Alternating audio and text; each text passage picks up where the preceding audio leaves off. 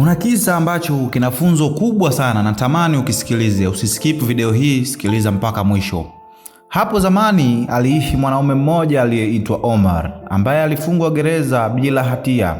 Maisha ya gereza yalikuwa magumu sana, lakini humo alikutana na rafiki yake Kato, mfungwa aliyekuwa akijihusisha na masuala ya mazishi na kubeba majeneza ya wafungwa waliokuwa wamefariki. Siku moja, Omar alimwambia Kato kwa siri kuwa natamani kutoka sana katika gereza hili.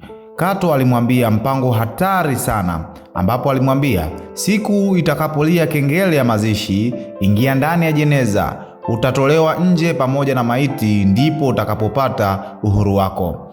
Omar akiwa hana tumaini jingine, ilimbidi kukubali. Siku ilipofika, kengele ya mazishi ililia.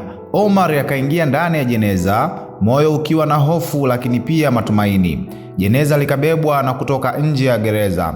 Lakini hatima haikuwa kama alivyotarajia. Mtu aliyekuwa akimhaidi kumsaidia ndiye aliyekuwa amefariki. Hakukuwa na msaada tena, hakukuwa na mtu wa kumtoa ndani ya jeneza hilo. Omar alikosa hewa na mwisho wake ukawa hapo hapo. Hadithi hii inabeba funzo zito sana ya kuwa usiwaamini wanadamu kwa 100%, kwa sababu mpango wa binadamu ina mipaka.